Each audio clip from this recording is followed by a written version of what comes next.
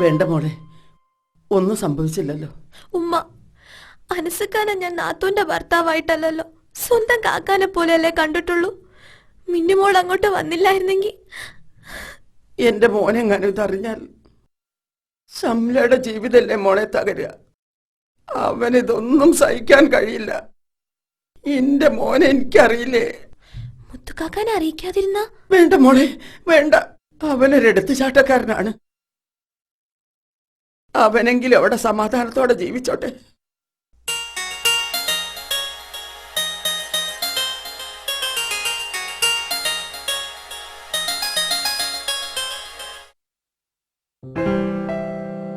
എന്താ മുത്തിനൊരു വിഷമം പോലെ? ഒന്നുമില്ല മുത്തേ. മുത്ത മധുരമൊന്നും കഴിക്കുന്നില്ലല്ലോ. ഫുൾ കൺട്രോൾ അല്ലേ?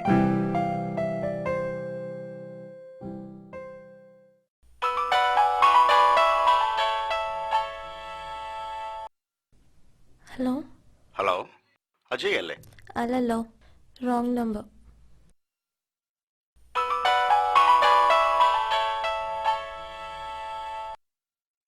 ഹലോ, പിന്നെ ഇത് എവിടെയാ സ്ഥലം?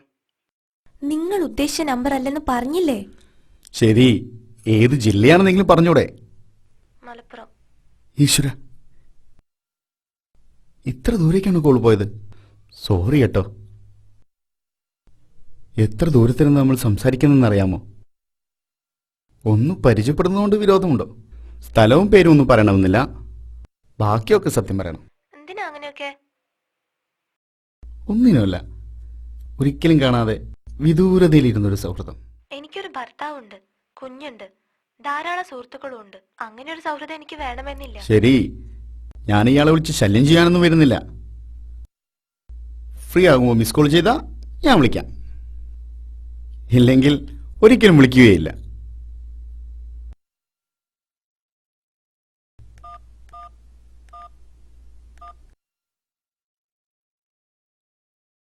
അജി തിരക്കിലാണോ? ഡോക്ടർ കോൾ വെയിറ്റ് ചെയ്യാണ്. രാത്രി വിളിക്കാം കേട്ടോ.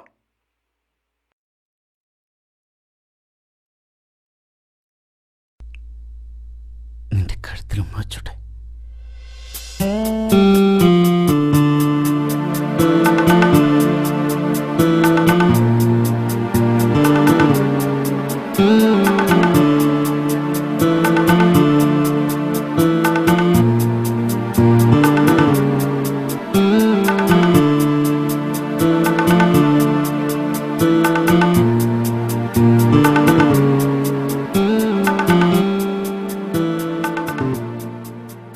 ഇതിനുവേണ്ടി മാത്രമാണോ എന്നെ വിളിക്കുന്നത്? ഒരിക്കലുമല്ല, എനിക്ക് നിന്നോട് എല്ലാം പറയാൻ കഴിയുന്നുണ്ട്.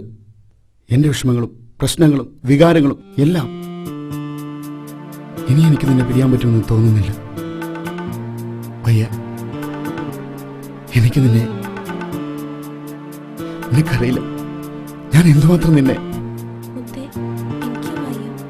എന്തൊരു ആശ്വാസമാണെന്ന് അറിയോ നീ എനിക്ക്? എന്റെ ശബ്ദം ഒരു ദിവസം കേട്ടില്ലെങ്കിൽ എനിക്ക് എന്തോ പോലെയാണ്. അത്രയ്ക്കിഷ്ടമാണ് എനിക്ക്. പക്ഷേ എനിക്കൊരു കുഞ്ഞുണ്ട്, ഭർത്താവുണ്ട്, സമൂഹം. ഒന്നും എനിക്കൊരു പ്രശ്നമല്ല. നിന്റെ കുഞ്ഞിനെ ആരെയും ഉമ്മച്ചി വിളിക്കുന്നേ? മോളെ ഉപ്പയാണ്. അല്ല, ഉപ്പയുടെ എന്തിനാ എനിക്കൊരു കുഞ്ഞുണ്ട് എന്ന് പറയണേ? ഇഷ്ടാന്ന് പറയണേ? വേണ്ട ഉമ്മച്ചി, ആരെയും വിളിക്കണ്ട.